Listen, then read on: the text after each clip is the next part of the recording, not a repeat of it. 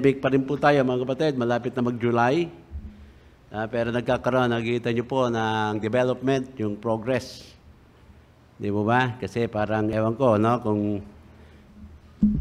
nagbigay na po ng utos si Presidente Digong na pwede nang hindi mag-face mask, face shield. Pero na ba? Official na ba? Hindi pa. Anyway, mga kapatid, ano? Sabi ko nga sa inyo po, 17 months na po tayo and still God is working at patuloy po ang proteksyon na binibigay po sa atin. Di ba? Kaya mga kapatid, gusto po natin talagang mapalakas. At ako'y naniniwala naman, ang ating pananampalataya ay talagang lumalakas sa ganito pong panahon. Di ba? Amen? Kaya nga yung unang message po natin, though I walk through the shadow of the valley of virus, I will fear no evil. Di ba? Tapos last Sunday, nagturo po tayo na uli ng isang mensahe na tayo'y dapat matuto na magkaroon ng isang pananampalataya na hindi namumroblema sa problema. Okay ba yun, mga kapatid? Hayaan natin yung problema ang mamroblema sa atin dahil ang ating pong pananampalataya sa Panginoon ay matatag. Ano po? Kaya puriin ang Panginoon. Ngayon, mga kapatid, ang atin naman pag-aaralan ang title, A Faith That Makes Tough Choices Easier. Kasi mga kapatid, sa panahon na ito, talaga namang nasa ayaw at sa gusto mo, kailangan mamili ka. Mamimili ka mga kapatid, na ano ba dapat ang gagawin mo ngayon? Ito ba? O yaon? O ano pa? Na siyempre po, whatever decision na iyong gagawin sa iyong pagpili, it will always affect na yung mga future nyo pa.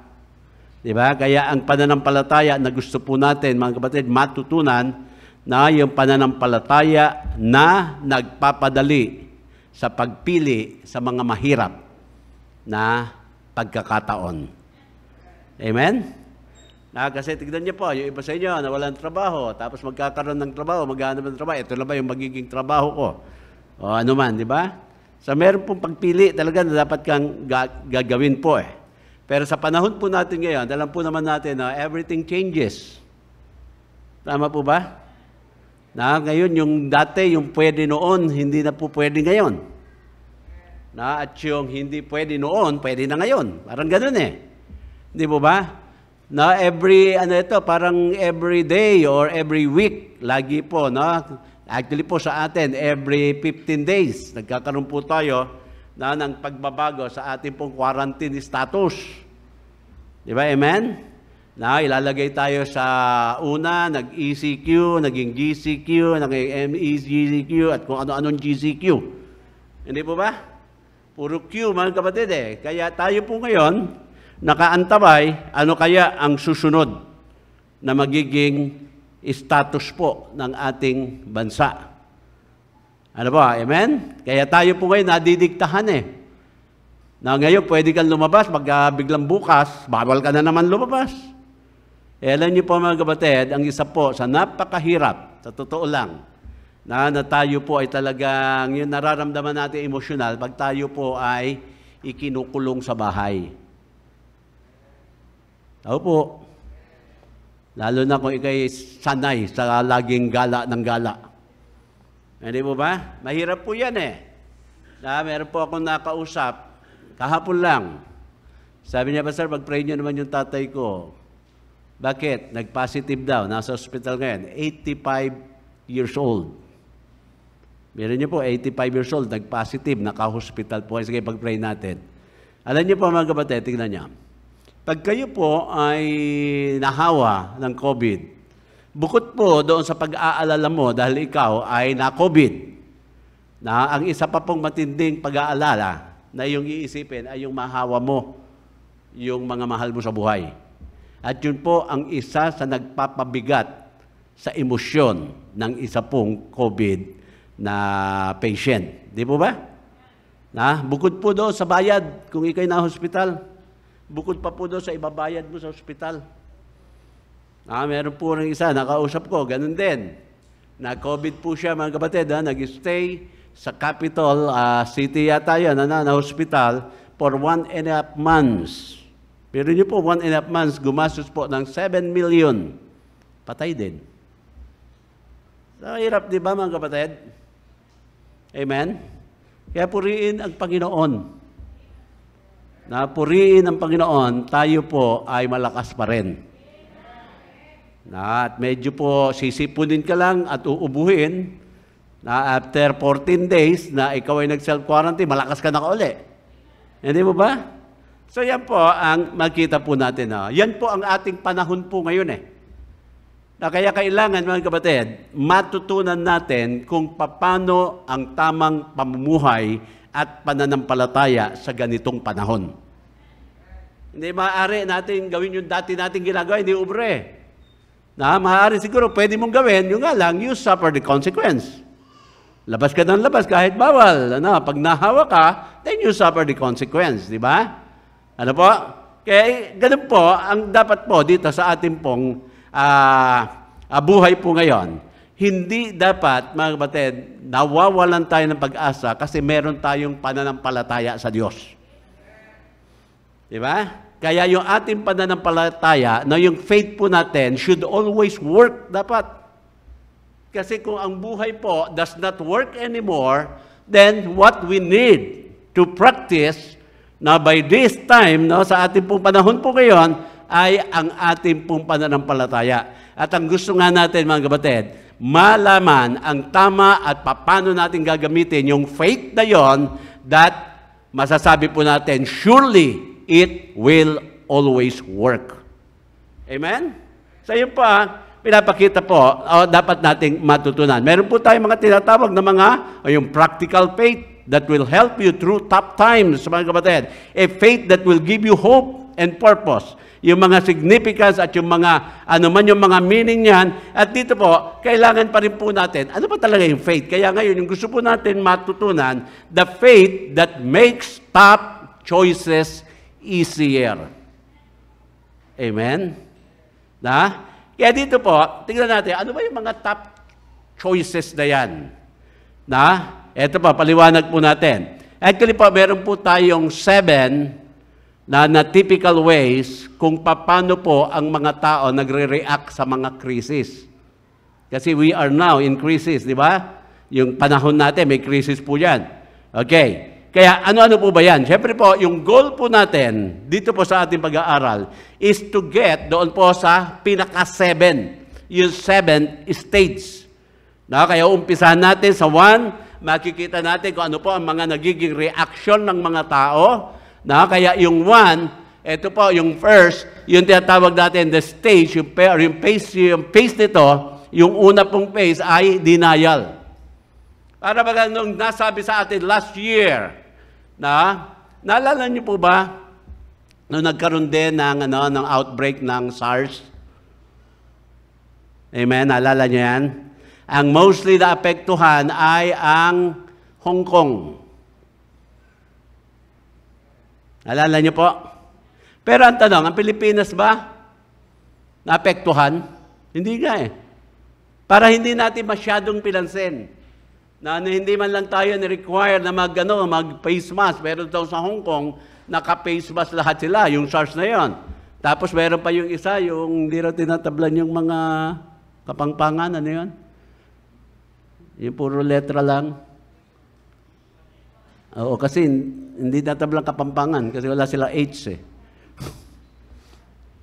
Anyway, parang yung denial stage. Kaya nung sinabi, ito pong coronavirus ay nasa Pilipinas na, ano po sabi? Well, it's not my problem. It may not even real. Hindi natin pinaniwalaan nung una. Bakit po? Na ang pinagbabasehan natin yung mga naunang virus, yung mga SARS na yan, at kung ano-ano pa yan, ano po. Kaya nandoon po, ganun tayo nag-response noong una Di ba? Okay. Na meron yung denial, mga kapatid. Pangalawa, na phase dito po, yung dismissal. Sige, okay, ito ay, totoo na po ito. Pero hindi naman to big deal, mga kapatid. At sabi nga natin, mawawala din yan. Hindi magtatagal yan, mawawala din yan. That is not a big deal, At ito po ay matatapos din ng madali ito, hindi po ito tatagal, it will end up fast na sinasabi po natin. Kaya ano po, yung dismissal. Yun ang akala natin noon eh. Di ba ba, amen? Yung pangatlo, yung defiance. Ano po yan? Na yung defiance ngayon, I refuse to let this limit my freedom. I am healthy. Ganyan po. Na? Parang ayoko, ako, ikukulong nyo? Na? Ano kayo, siniswerte? Di ba ba? I'm not going to let it cram or yung cripple yung aking style. Kailangan, kung ano yung ginagawa ko noon, gagawin ko pa rin po ngayon. But eventually, as we have seen over and the time po, ang nangyari po, lalo pong napapasama. So, ibig sabihin, mga kapatid, eto po. Ang krisis po, dumarating. Iba't ibang klase nga lang. Ang problema po, mga kapatid, sa atin po, ang krisis po, hindi natin masyadong sinuseryoso. Meron tayong denial, meron tayong dismissal, meron tayong defiance, mga kapatid.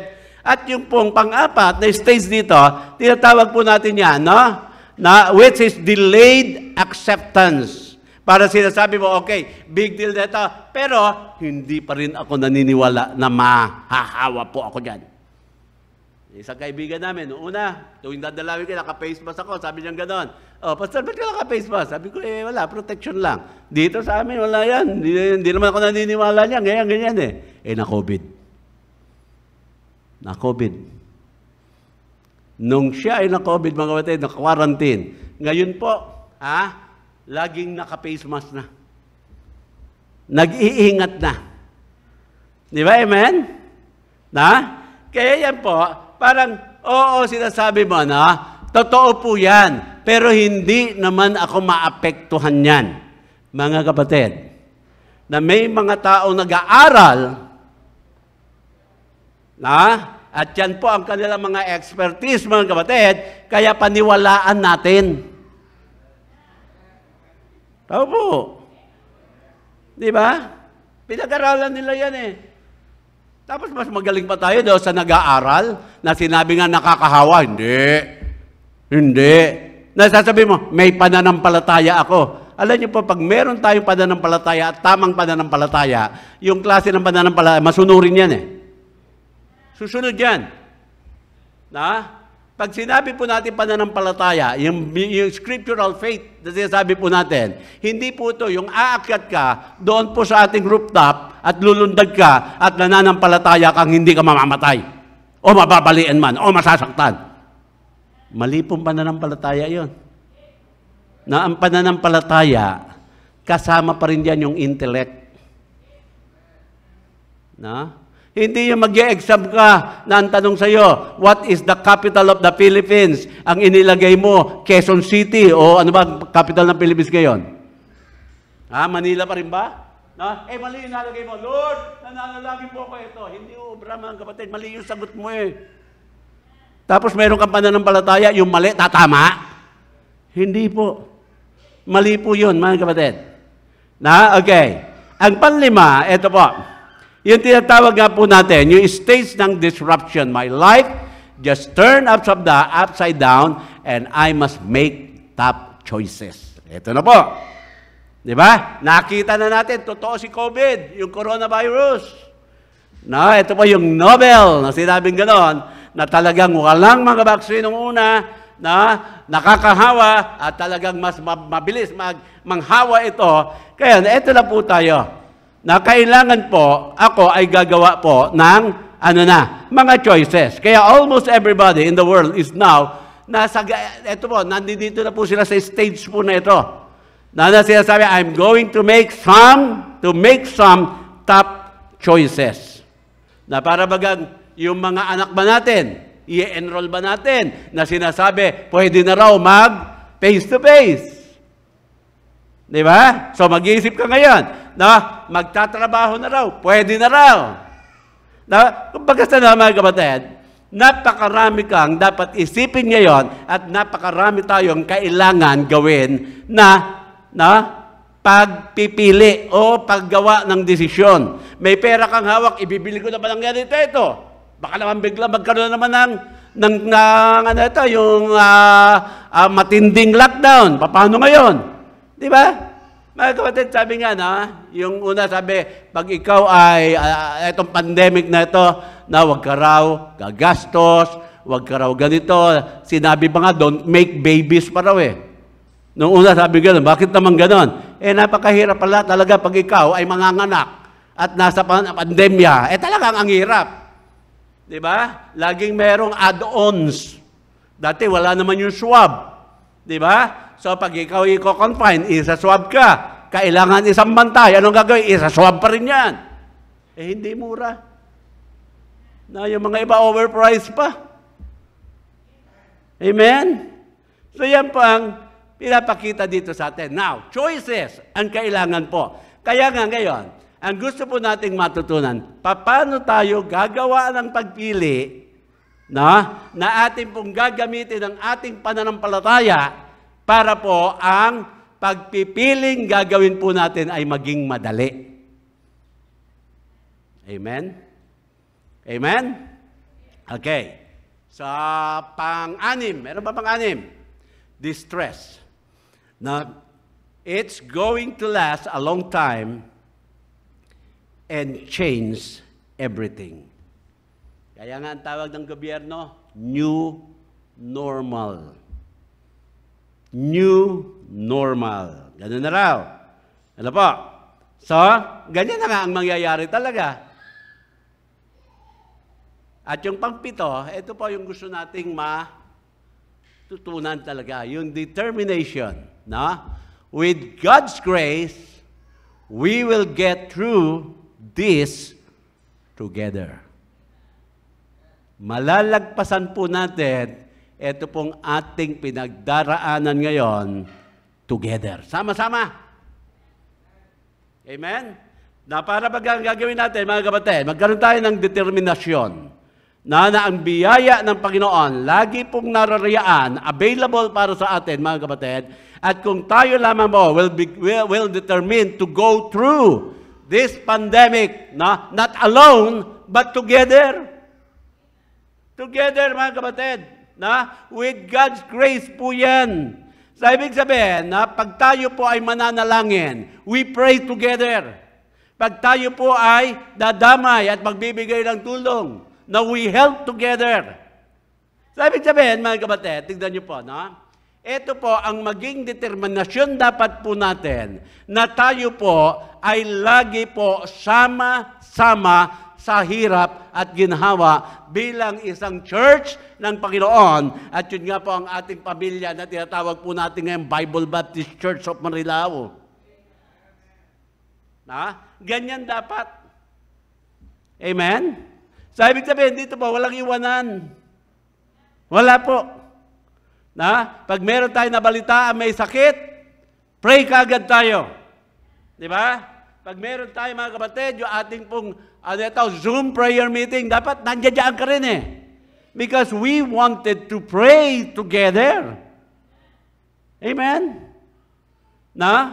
Kaya ito po yung mga panahon. Siguro nung walang pandemya, okay lang sa inyo na wala kayo sa prayer meeting eh. But this time, na dahil sa pandemya, dapat hindi okay. Amen? Since we are doing it, mga kapatid, online. Mas maunawaan pa natin pag hindi ka makakadalo ng physical prayer meeting. Pwede pa maunawaan eh. Pero mga kapatid, nandoon lang kayo sa mga tahanan nyo. Sabihin nyo, wala po kaming signal. Manalangin ka sa Panginoon magkaroon ng signal. Wala po kaming internet. Manalangin ka sa Panginoon, mabigyan ka ng data. Determinasyon po yan. Naalala ko nung araw, kasi si Brother Rolly Martin, post ng mga comics ngayon. Universal Comics. Nababasa ko yun. Ano raw pagkakaiba ng Pinoy? Yung Pinoy daw, may classic, tsaka may comics. So, hindi nyo na alam yan kayo mga bagets. Meron po kasi nung araw na yung cartoon character, si Boogie. Si Boogie po, kung kayo nagko-comics nung araw, malalaman niya, yan si Boogie mga kapatid, sa lahat ng mga drawing sa kanya, yung mga, ano bang tawag dyan? Parang mga slide o yung square na yan, na laging meron nakayakap na pusa. Pusa yan. Basta lagi yan. Minsan nasa paa, minsan nasa batok. Ando doon yan. Pero sabi ko, okay, itong pusa na ito, malagay ko meron itong binibigay na mensahe. Sabihin, mga kapatid, yung pusa, kahit anong mangyari, nakayakap sa kanya. Meron pa mga yung parang isinisipa niya ng pero lalong yumayakap yung pusa. Ano po? Madalit sabi, pag sinabing determinasyon, dapat ganyan po tayo this time of pandemic, we should pray more, longer time. Now, read your Bible. Ganun po Amen? At dapat ginagawa po natin to together. Tao po. Ito po panawagan natin ng prayer sa Zoom. Hindi lang naman ngayon to Pero every time na kami po ay magsusum, same attendance. Na kung meron man pa isa-isa. Tao po. Tao po. Baka nandoon ka pa rin sa stage ng denial. Yan. Hindi po Dapat naririto na tayo sa stage ng determination, mga kapatid. And we want to go through this pandemic together.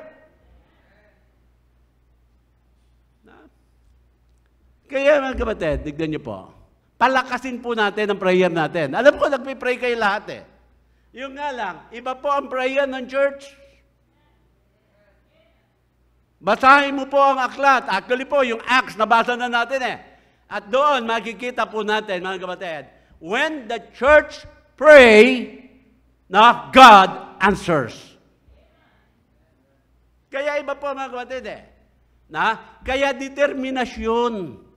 Determinasyon, mga kapatid, na ito po tayo, na tayo ay sasali dyan, kahit wag ka lang umimik. Wag na. Minsan ka, ilalagay mo lang yung pangalan mo na hindi namin alam kung nandoon ka nga Di ba ba? Meron tayo mga preachers dyan na ang gaganda ng kanila pong mga nai-share na salita ng ating Panginoon. And syempre po, yung pinakamagandang parte po doon na nagkakaroon tayo ng alam niyo po ba yung silent prayer po natin doon? 2 minutes lamang. Silent prayer. Pero ako'y naniniwala, mga kapatid, yung pong 2 minutes na silent prayer na yan, that everybody na naka-online doon are praying, yun po ang malakas Kasi together yun Amen? Amen? Kaya mga kapatid, huwag niyong baliwalain yun. Na kung kailangan, bumili kayo ng data para lang maatinan yun. Last Wednesday, ando daw po kami, kasama ako ng mga ladies. Isa sa problema ko, meron kayang internet doon? Wala pala. Sabi ko, susubukan ko yung data ng cellphone ko. Sinubukan ko, umubra. Umubra. Sabi ko, amen, praise the Lord. Pero nagbili na ako kay Brother June. Sakaling hindi ako makano, siya na ang magiging parang moderator. May speaker naman. So natapos po, mga kapatid. Alam niyo po ba ngayon, sabi lang, may nag-text sa akin, sabi ko, yung iyong data, wala na, ubus na. Kaya kahit anong connecta ko ngayon, ayaw Na data Sabi ko, Lord, thank you Ngayon nawala yung data ko. Pero nung nagpe-prayer meeting kami, meron. Bakit po? Mahalaga Tao po. Kaya dapat, tayo po ay may determinasyon para po diyan.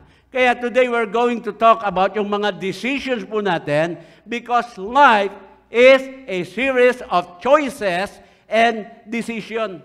Kaya almost every day, mga kapatid, tingnan nyo para baga you need to analyze, you have to evaluate, now you have to draw conclusion, we make our choices, then our choices make us. Diba?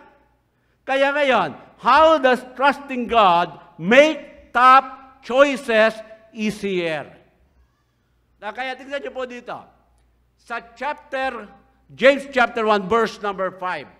Tignan niyo po Dito, sa panahon po natin ngayon, you just don't make choices or any decision by yourself.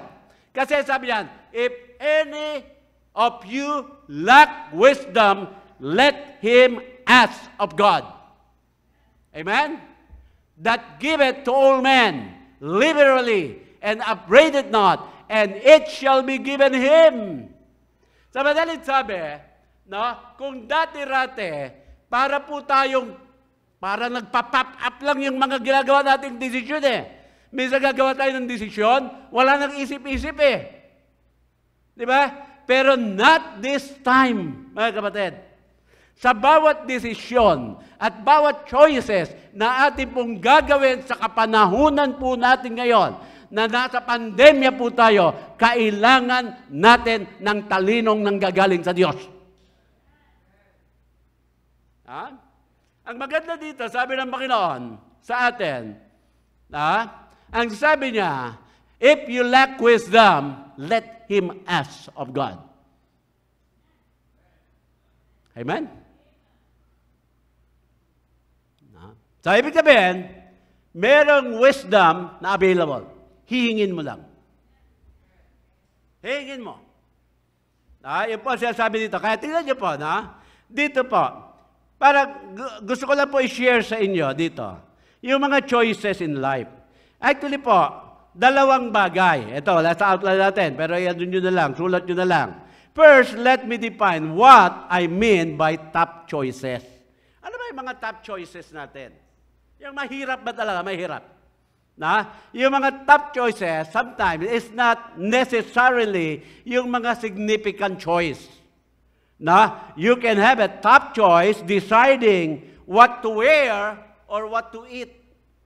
Choices din yan Di ba kanina, paggising nyo, tinitignan nyo yung cabinet nyo, ano kaya isusuot ko dito? Amen? Kasya pa kaya sa akin to? O kailangan dalhin kay Nanay Wilma na ito? Di ba?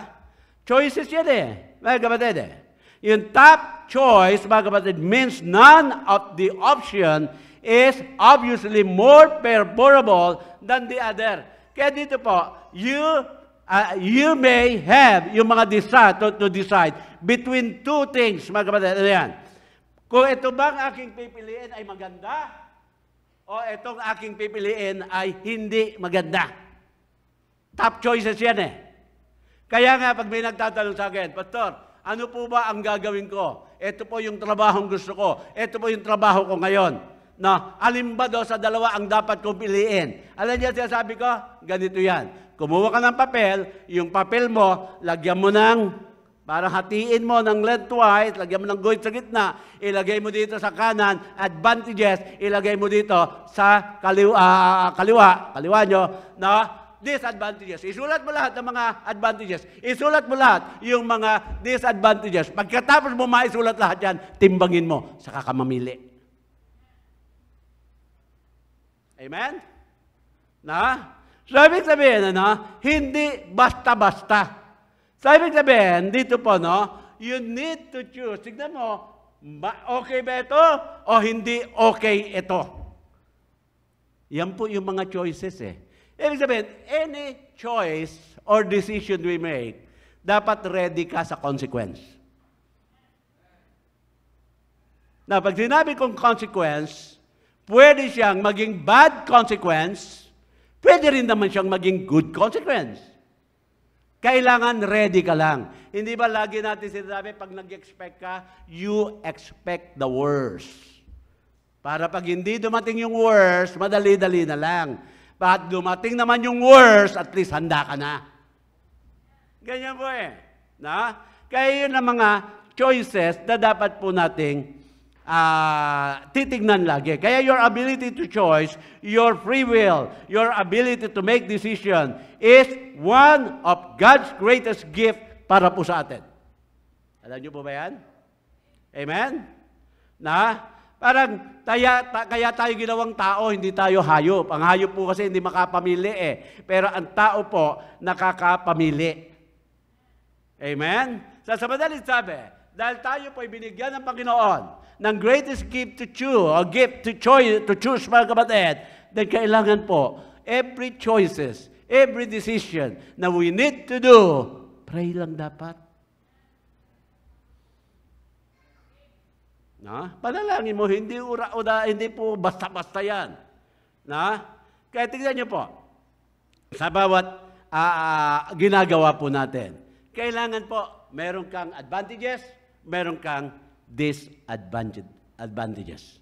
Kaya in every choices, para po maging madali po ito, magtiwala tayo sa Panginoon. Yeah, number 1, dito po, no? How will trusting God make that decision easier? Number 1, ito po. First, when I trust God, He gives me wisdom. When I trust God, He gives me wisdom. Alam niyo ba napakahalaga ng wisdom? Napakahalaga niyan eh. Nung binasa natin yung aklat ng Proverbs, every day, nakakuha po tayo for 1 month, 30 days, nagkaroon tayo ng everyday wisdom. Di ba? Oh. Ngayon, ang sabi nga doon sa verse 5, if you lack wisdom, ano ang sabi diyan? Ask. Trust God that God will give you the right wisdom for any choice na gagawin mo or decision. Kaya sinasabi po rito sa atin, mga kapatid, hingin daw natin. He never, mga kapatid, God, alam niyo po na ang ating Panginoon, na our God really loves to help us eh. Yan ang Diyos natin, mga kapatid. Talagang gustong-gusto niya na tayo ay tulungan. Kaya sabi niya, kung kailangan nyo ng wisdom, hingin nyo lang sa akin. Ang problema, mga kapatid, we make decision out of God's wisdom. At ang ginagamit po natin ay yung sarili nating wisdom. Kaya pag yung sarili nating wisdom, sablay. At ang promise niya that give it to all men liberally. Ibig sabihin, galante ang Panginoon magbigay ng wisdom po sa atin. Hindi po nakakababa ng pagkatao kapag ikaw ay humihingi ng wisdom sa Diyos. Minsan kasi, di ba? Pag meron tayo hindi naintindihan, ayaw natin magtanong. Papunta ka sa isang lugar, dito yata yung daan eh. Sige ka na sige. Hinto muna tayo magtanong. Hindi, dito. Ayaw mo huminto kasi nahihiya ka magtanong. Nung nakita mong layo na nun natatakbo mo, hindi mo pa rin nararating. Maya-maya doon ka na nagdesisyon, bumaba at nagtanong, saan po ba yung ganitong lugar? Malayo na po kayo. Nasa kabilang direksyon po yun. Nakita niyo po? Amen? Kaya pag ikaw, mga kapatid, nahihiyang magtanong, lalong, mga kapatid, nagmumukha kang tangengot.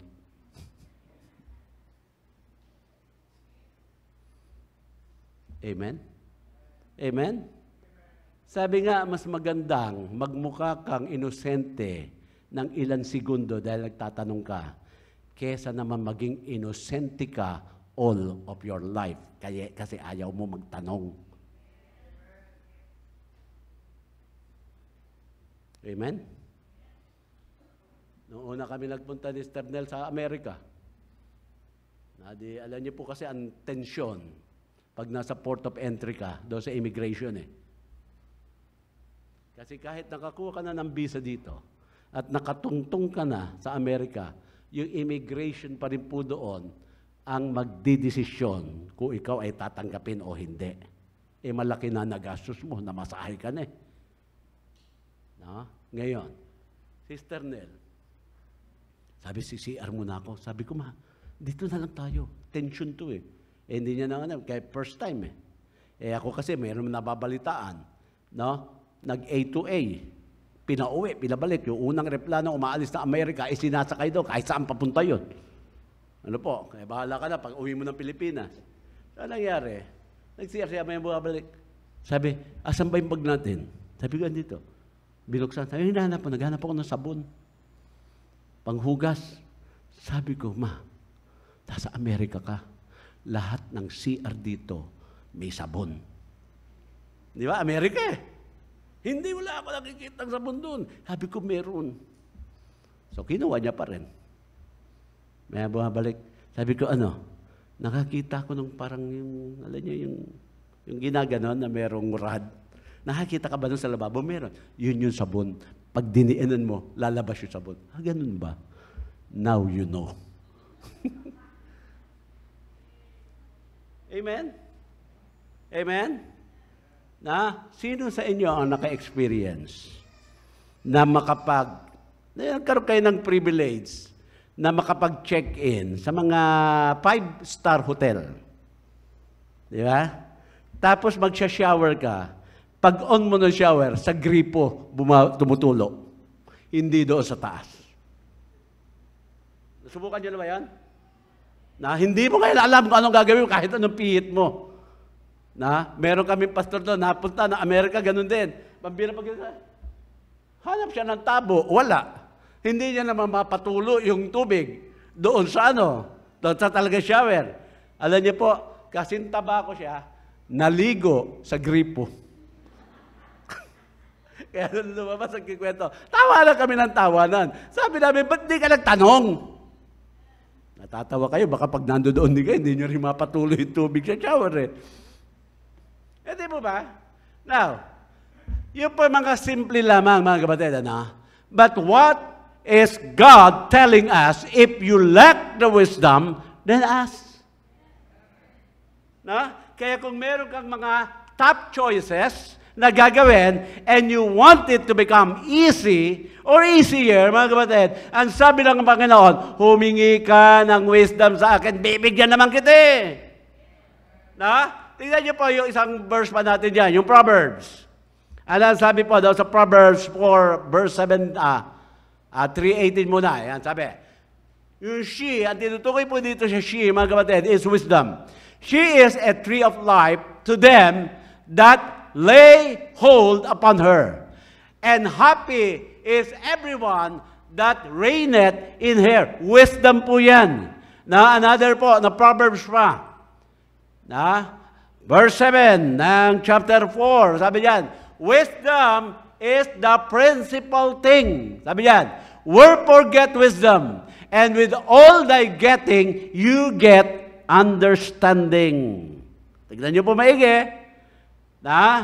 Kapag ikaw ay may wisdom, ang sabing ganon, magkakaroon ka o magiging maunawain ka o mauunawaan mo lahat. Sabihin, parang may mga tao, napakahirap umunawa. Amen? Pero pag may wisdom ka, mga kapatid, then you get understanding. No araw, magsinabi, sige, alas 7, magkita tayo doon. So na mga 6 pa lang, ando ka na. 6:45, wala pa rin hinihintay mo. 7:30, wala pa rin. 8:30, wala pa rin. So mainit na ulo mo. Diba? Pag dumating yan, ang unang isasalubong ko dyan, bulyaw! Diba? Amen? Pero kung may wisdom ka, ang iniisip mo, bakit kaya siya? Baka may nangyari. Baka nagkaroon ng problema, kaya hindi nakarating. Nakuha niyo po, mga kapatid, yung pagkakaiba? Amen? Amen? Bakit po? Kasi natututo ka na ngayon, umunawa. Umuunawa ka po. Yan ang kailangan po dahil. Kasi sabi, wisdom is the principal thing. Kasi minsan, mga kapatid, tignan niyo, pag ang isang tao judgmental, ang ibig po sabihin, kulang yan sa wisdom. Tao po. Amen? Galit ka kaagad. Bakit? Ang tanong, yung ibang kinagagalitan, dapat ba talaga na ikaw ay magagalit? Minsan mga kapatid, sayang yung ating po mga energy pag nagalit ka. Hindi naman ka dapat magalit. Daw po. Galit ka pag nag-eleksyon. Ang tanong, ngayon, No, magalit ka naman, hindi. Talaga magkakaroon ng eleksyon eh. Hindi po ba? Amen? Bakit yung tao na yun, ganun ang suot? Hindi mo na problema. Yung problema niya yan. Naalala niyo yung kinuwento ko po, yung operator ng elevator? May pumasok na dalawa. Yung operator ng elevator, maya sabi, ganun ang ganun. Yung isa naiirita doon sa operator. Yung isa naman cool lang.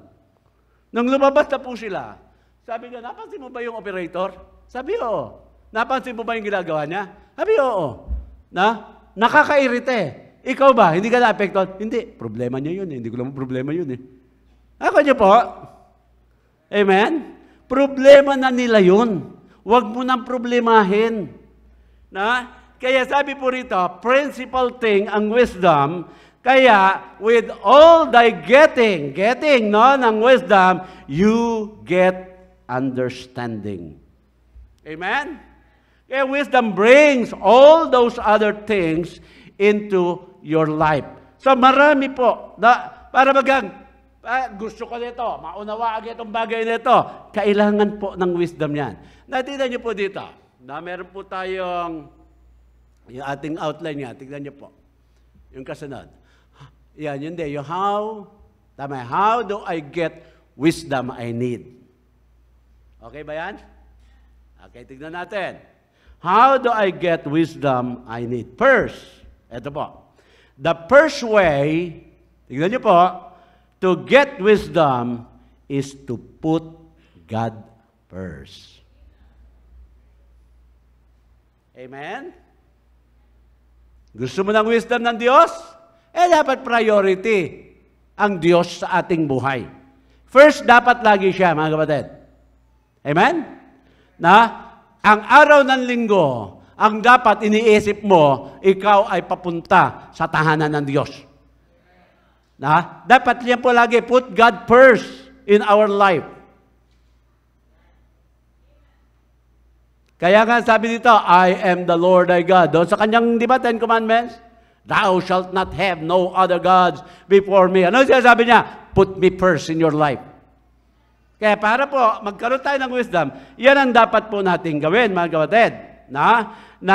Yung number 1 nga po ito. Tingnan po natin dito sa Psalm 111 verse 10. Ang sabi po diyan, the fear of the Lord is the beginning of wisdom. Tingnan niyo po a good understanding have all they that do His commandments. Tingnan niyo po. His praise endureth forever. Sinasabi po rito the rewards of wisdom are given to everyone who listens and obeys our God. Rewards po yan Kaya dito, the fear of the Lord is the beginning of wisdom. So yun ang reward po natin, mga kapatid. We need to honor God. Kaya dito po, kung titignan natin, hindi po lahat ng tao binibigyan ng Diyos ng wisdom. Ang binibigyan niya, mga kapatid, ay yung mga taong humihingi lamang sa Kanya at nagtitiwala sa Kanya. Proverbs 15:33. The fear of the Lord is the instruction of wisdom. Before honor is humility. Tingnan niyo po yung ugnayan nito. Wisdom, honor, humility. Alam niyo po ba kung ikaw ay taong mataas ang pride? Unang-una, tiyak, hindi ka humble. Palalo ka Mataas ka masyado. Tiyak, ang humility, wala sa iyo. Tama po ba? Pag wala sa iyo ang humility, mga kapatid, mahirap kang bigyan ng instruction ng wisdom. Hindi ka makikinig Kasi at tingin mo, mas magaling ka kesa doon sa nagsasalita. Tao po. Na? Kaya on the other way, mga kapatid, makita po natin dito na, the more you humble yourselves, then the more instruction of wisdom ang makakamtan mo. Amen? Kaya ang taong mayabang, hindi po mabibigyan ng instruction ng humility. Alam ko na yan. Mga ganun ba? Galing, alam ko na yan. Bira, kailan ka ba pinanganak? Mga ganun ba? Amen? Kaya pa, pinapakita po sa akin. Kaya yung rewards ng wisdom na yan are given to anyone who listens and obey God. Kaya nga sabi, faith cometh by hearing, and hearing by the word of God. So, ibig sabihin, you want faith, then you listen. You want wisdom? No, instruction of wisdom? Then listen and obey. Yan po sinasabi. Na? Sabi sabihin, hindi lahat yung sinasabi tumatawag sa Panginoon, na Panginoon, Panginoon, na may wisdom. Hindi po. Sabi nga ng Panginoon, I never knew you, depart from me, ye that do it iniquity. Yan ang sabi niya po eh. Na? Kaya, yan po ang pinapakita. Kaya dito, notice, when you honor God, it gives you wisdom. Yan po napakaganda eh. Kaya the more you serve God, the more you honor God in your life, then God will always give you wisdom. Amen? Kaya nga mga kapatid, tignan niyo po, yung ating mga estudyante, huwag niyong sanayin na pag meron kayong exam ng Lunes, hindi kayo umaattend ng Sunday. Hindi dahilan yan. Kaya kahit anong klaseng exam pa yan. Hindi yan. Nagre-review kasi. Hindi. Hanggat kaya mong umattend ng pananambahan, gawin mo yan. Bakit po? Kailangan mo ng wisdom eh. At sa pag-a-attend natin ng church, mga kapatid, actually po, we are honoring God. Namin sa akal, umatin lang ako eh. Hindi ka lang umatin, ino-honor mo ang Panginoon. Na? At ano ang nangyari? Ano ang resulta? Di nakarinig ka ng wisdom.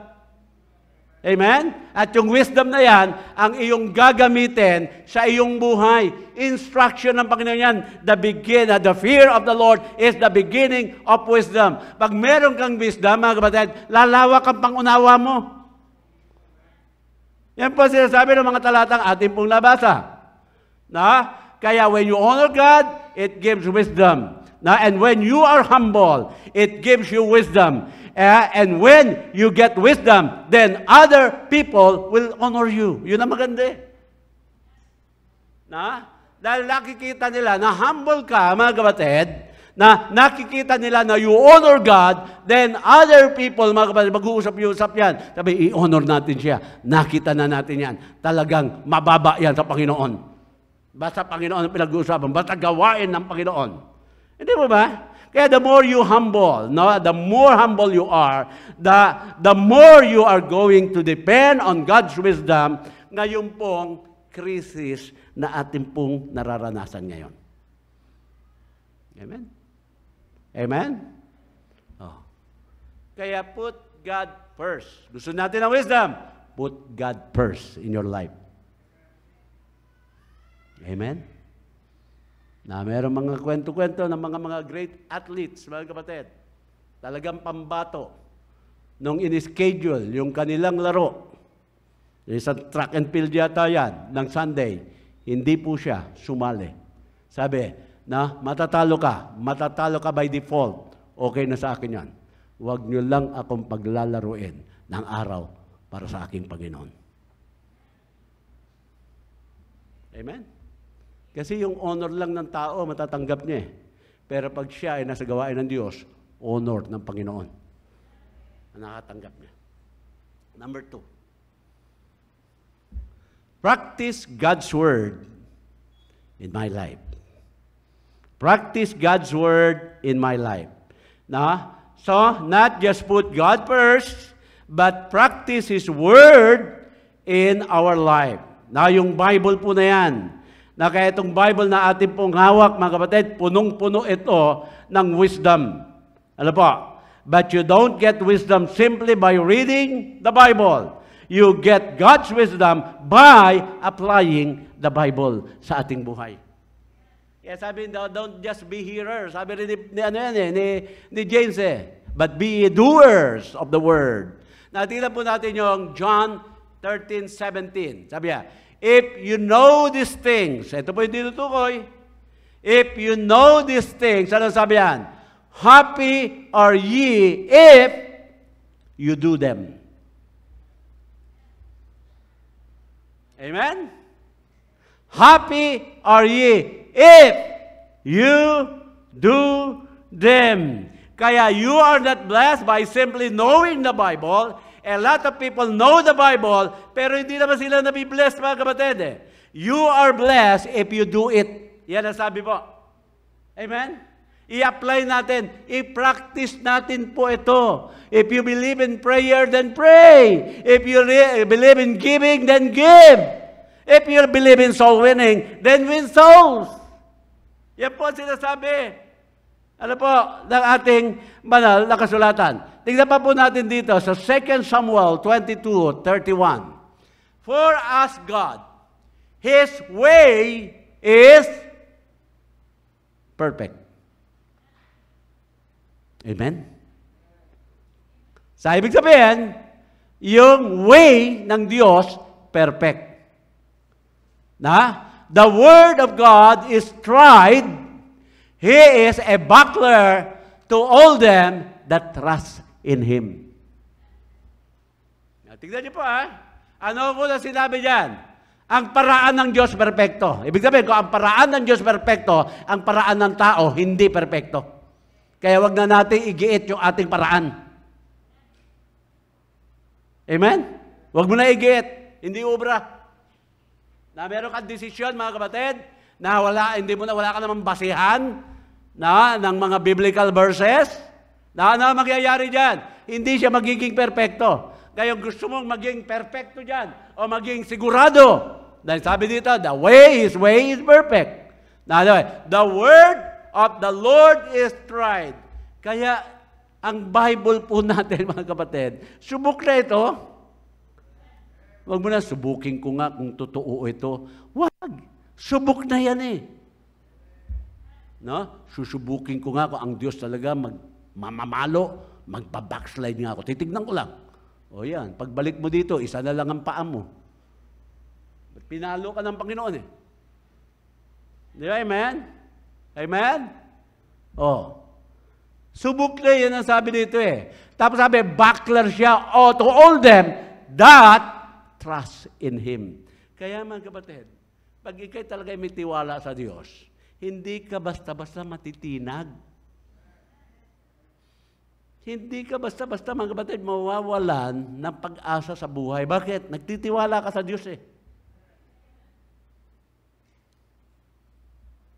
Kaya kung gagawin ko ang paraan ng Diyos, susunod ako sa Kanyang salita, and I'm going to do the right thing at the right time, it will always be the right thing to do.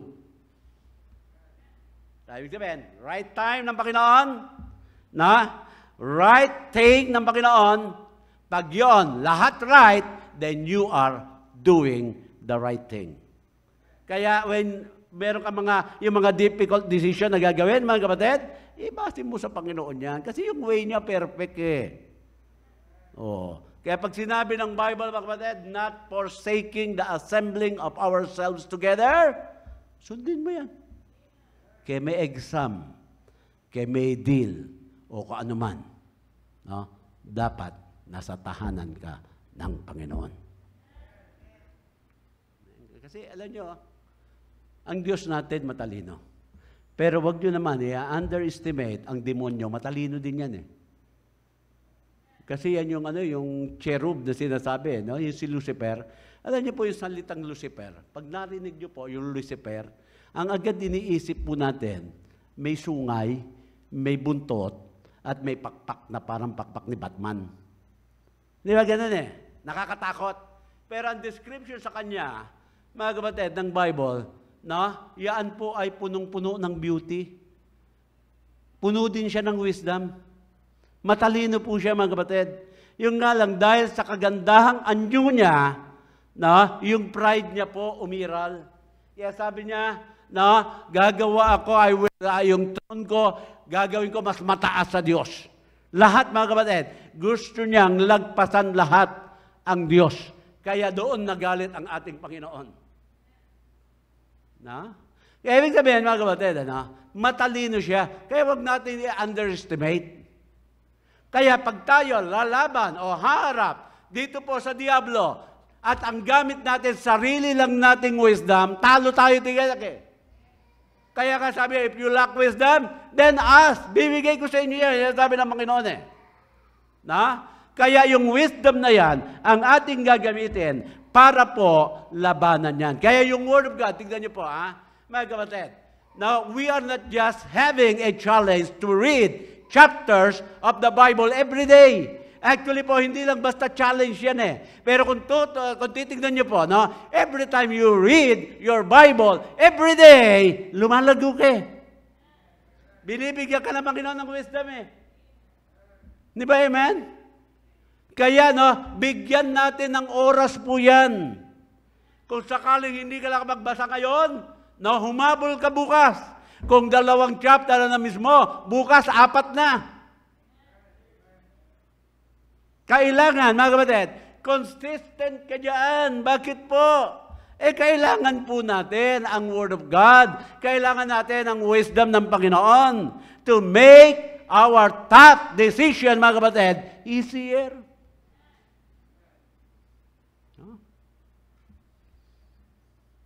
Kaya, every time we read the Word of God, alam niyo po ba, nabibless tayo in everything.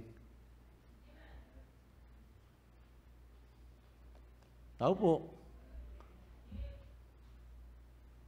Amen? Mga pastor, nagbabasa naman ako, hindi lang ako nagpo-post sa FB. Okay lang yun. Pag ikay nagbabasa, hindi para sa iyo itong mensahe. Pero doon sa mga hindi nagbabasa, para sa iyo ito, para ma-encourage ka. Amen? Nasa ano na tayo ngayon? Psalm 100, 109, 110. Tama ba? Ay, 110 pala. Naging 1,010 na yung nasabi ko tuloy. So, nandun na tayo. So, basa pa rin. 2 chapters every day. 2 chapters every day. Di ba? Kailangan po natin yan na dito po, nabibless po tayo in everything you do if you study the Bible. You remember the Word, you practice the Word, you put it into practice in your life, you will be blessed in everything you do. Amen? Kaya paano natin makukuha yung wisdom para sa mga top decision na ito? Una, put God first in your life. Pangalawa, ano yan? Practice God's Word in your life. Tignan niyo po sa James 1:25 pa rin. Tignan natin yan. But who shall look at in the perfect law of liberty and continue it therein? Sabi dyan, he being not a forgetful hearer, but a doer of the word, the man, tignan niyo po, shall be blessed in his deed. Ulitin ko yung verse. Namnamin natin maigi. But who shall look at in the perfect law of liberty? Ano ang tinutukoy yan? Bible. Amen? The law of Moses and the prophets. Yan ang tawag nila ng Old Testament. Scriptures. Sabi yan, and continue it therein. Pinapractice natin. Tama po ba? Nagpapatuloy tayo sa pagpapasakop ng salita ng Diyos. He being not a forgetful hearer. Mga kapatid, hindi po yung pumasok dito, lumabas sa kabila. Hindi po. Naiiwas sa isip at naiiwas sa puso. Yan ang sabi ba? But a doer of the work. Tayo po yung pinapractice. This man, tignan niyo po, shall be blessed in His deed. Kaya you will be blessed in everything you do. Yan po sinasabi. Na? In everything you do. Proverbs 13. Hindi. Yung pangatlo na muna, bago yung Proverbs natin. Third point. Get some godly people in your life. Na? Proverbs 13:20. Ano sabi po dyan? He that walketh with wise men shall be wise, but a companion of fools shall be destroyed. Amen? Gusto mo makakuha ng wisdom? Ha? Ang barkadahin mo, yung mga matatapat sa Panginoon. Na? Pag ikay lumakad sa mga wise men, magiging wise ka rin. Pero pag lumakad ka, kasama mo mga mangmang, madi-destroy ka. Yan ang sabi. Kaya mga kapatid, tignan niyo po. Dapat maging, ano tayo ano ba ito, yung maging conscious po tayo sa kalagayan ng ating spiritual. Sabihin ko, medyo nalalaan, nararamdaman mo na ikaw ay nanlalamig, bumarkada ka na doon sa mga matatapat sa Panginoon. Doon ka na laging maging madikit. Amen? Dahil yung mga yung wise yun May mga wisdom sa Panginoon Kaya bibigyan ka, makakatanggap ka rin ng wisdom doon sa mga yun Amen? Dahil kung hindi, na malamig ka na, babarkada ka pa rin sa malamig, pareho na kayo magbabackslide, hindi na kayo makikita sa church. Then later on, mga kapatid, darating ang balita na sabi, you are being destroyed. Kaya, sabi ko nga sa inyo, na gustong-gusto ng ating Panginoon Diyos na tulungan tayo. Kailangan lang hingin natin yung kanyang tulong.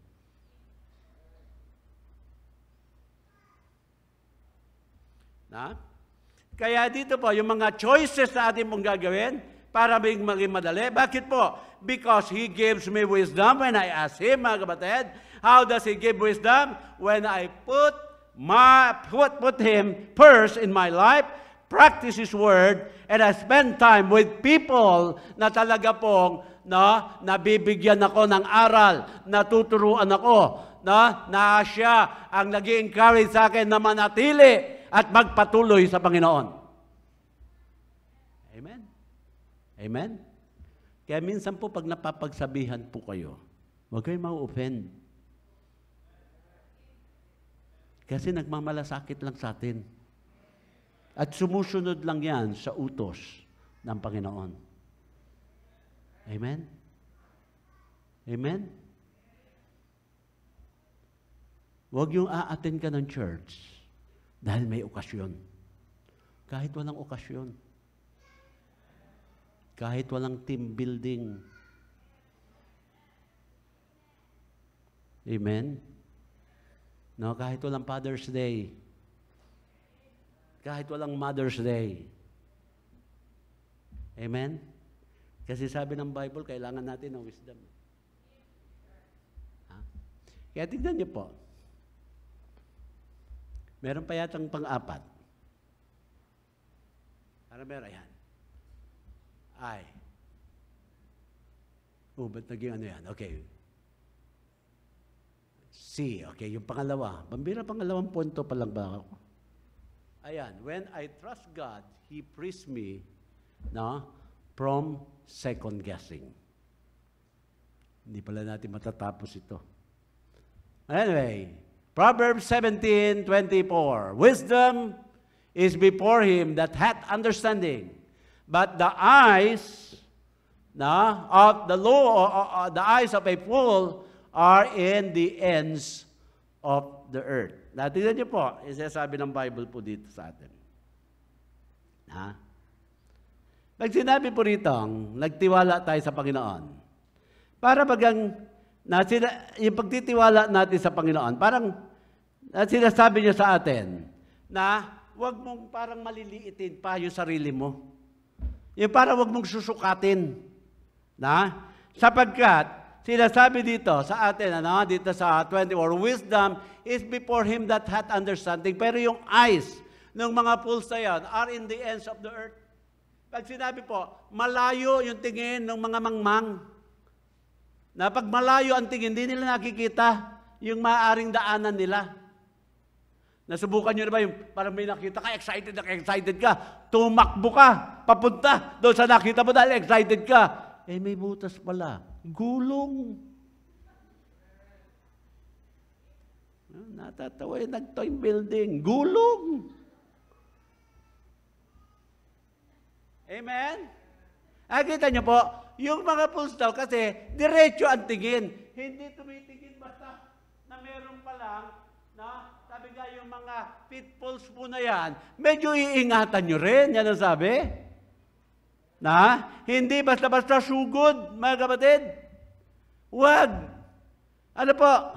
Mag-ingat tayo. Yan po. Na, tingnan po natin dito sa James, sa verse 6. Tingnan dyan sa verse 6. But let him ask in faith, nothing wavering. Ayun po, yung word. Nothing wavering. For he that wavereth is like a wave of the sea, driven with the wind and tossed. Amen? Sabihin, mga kapatid, huwag ka na mag-second guess. When you ask in faith, huwag ka na po mag-alinlangan pa. Halimbawa, tignan niyo po, ito yung choice. Alam mong sinabi ng Panginoon, ito ang choices. Ito ang choice. Halimbawa meron kang boyfriend, unsaved.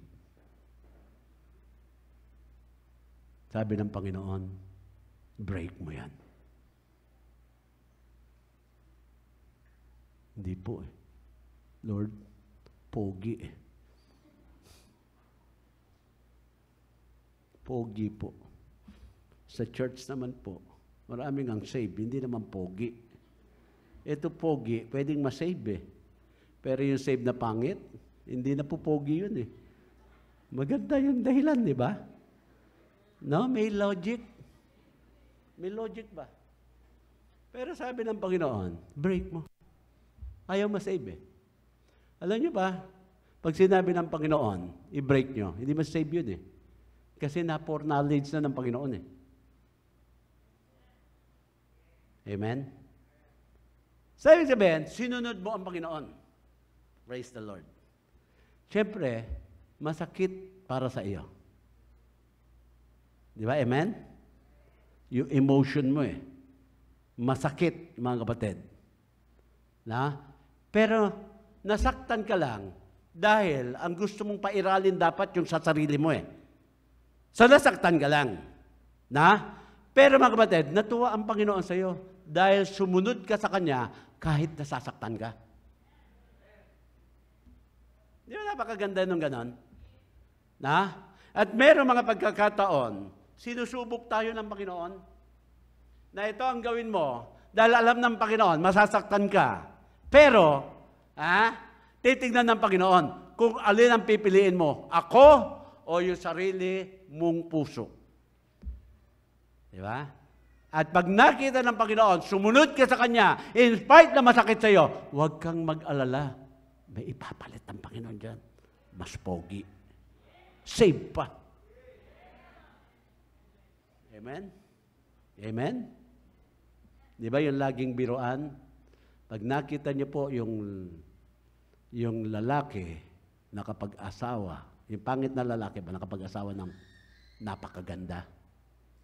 Pag tinanong mo yan, kaya yung pangit na lalaki nakapag-asawa ng magandang babae, kasi yung lalaki, giver. Giver kasi yung lalaki. Faithful sa giving. Kaya yung napakasawa niya, ang ganda, reward ng Panginoon yan Ang problema, yung naging asawa niya, hindi faithful sa giving. Tawa naman kayo. Papatawa ako dito Okay, verse 7. Tignan po natin yung verse 7. Sabi po dyan, let not the man think that he shall receive anything of the Lord.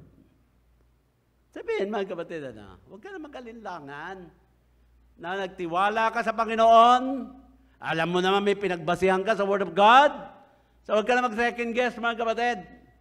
Di ba? Kasi pag nag-aalinlangan ka, huwag ka na pong aasa na bibigyan ka pa ng Panginoon. Kaya nga yung kasunod na verse yan, sa kasunod na verse 8, a double-minded man is unstable in all his ways.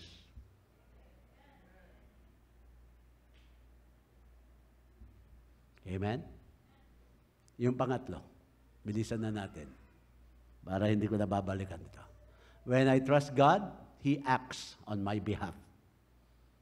Sabi po doon sa Matthew 9:28, then He touched, sabi diyan, then touched He their eyes, saying, ito po according to your faith, be it unto you. According to your faith, be it unto you. Alam niyo po ba kung ano ibig sabihin niya, mga kapatid? This is a very, very, sabi natin, very powerful. Sabi diyan, according to your faith, be it unto you. Ibig sabihin, ano man ang gusto mo na makamtan, nakasalalay yan sa iyong pananampalataya, Panginoon. Kaya if you want to dream big, then you should have a big faith. Ganun lang po yan Sabi niya, according to your faith, be it unto you. So, mga kapatid, ang faith is the substance of things hoped for and the evidence of things not seen. So, ibig sabihin meron, andyan na po yung blessing. Andyan na po, nakahanda na lahat, mga kapatid. Parang sa langit, ando doon po, nakabalot yung ating mga regalo doon. Yung nga lang, hindi po papa sa atin. Unang-una, hindi kasi natin hinihingi. Pangalawa, yung ating faith, hindi natin na-exercise. Kaya sabi dito, according to your faith, be it unto you. Amen? Yung pang-4. Last na po ito. When I trust God, He uses even my mistakes.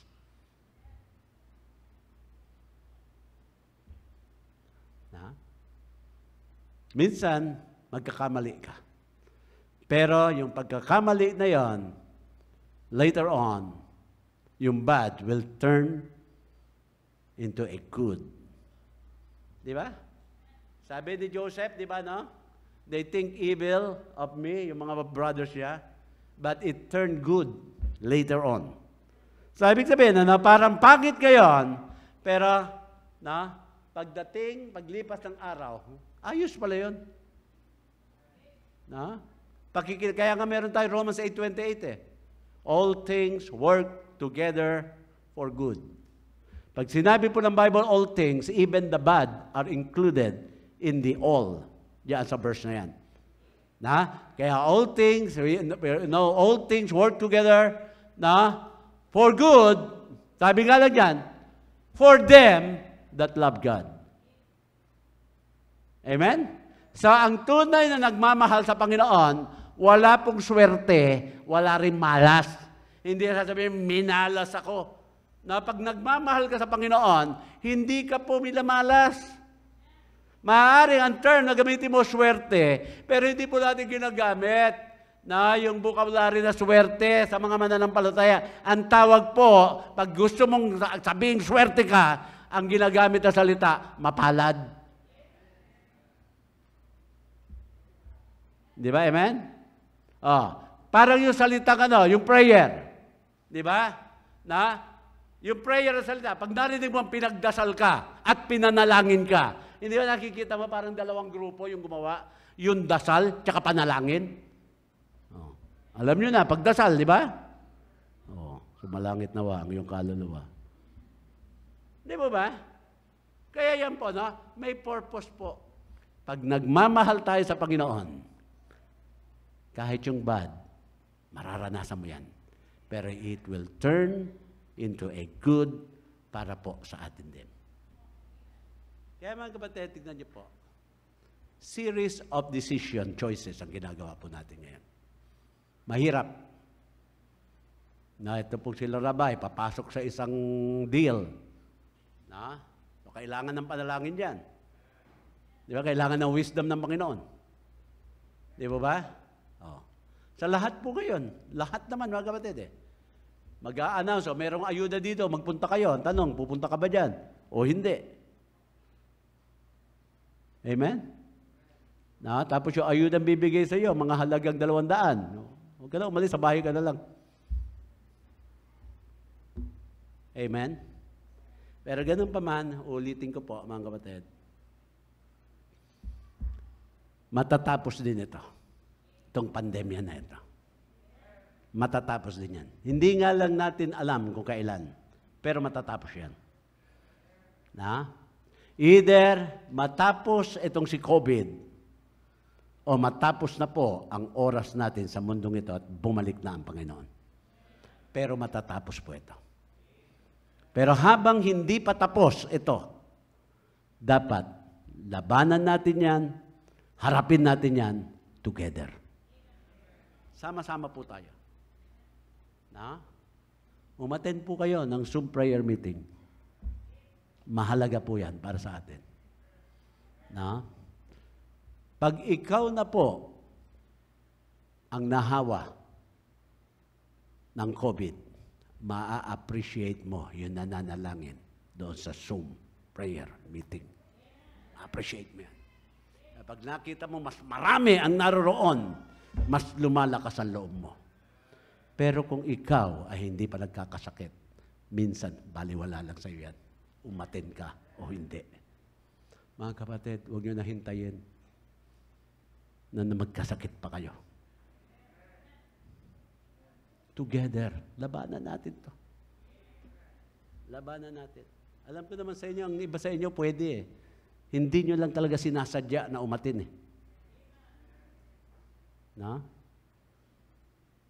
Kung kailangan, magpunta kayo doon sa kamag-anak nyo para lang magkaroon ng signal, gawin nyo yan. Gawin nyo.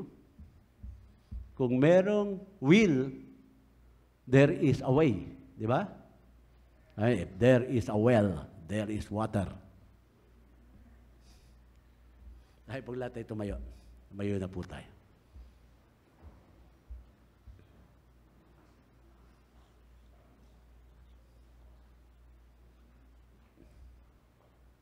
Mag-pray nyo rin po, mga kapatid, si Miguel, alam ko, tinakbo sa doktor. Hindi ko lang alam kung ano yung latest. Tayo po'y manalangin. Mapagpala namin, Diyos, salamat po sa mensahe na amin pong napag-aralan. Ikaw po, Panginoon, ang siyang manguna. At mangusap sa puso na inyo po mga anak. Yung hamon, Panginoon.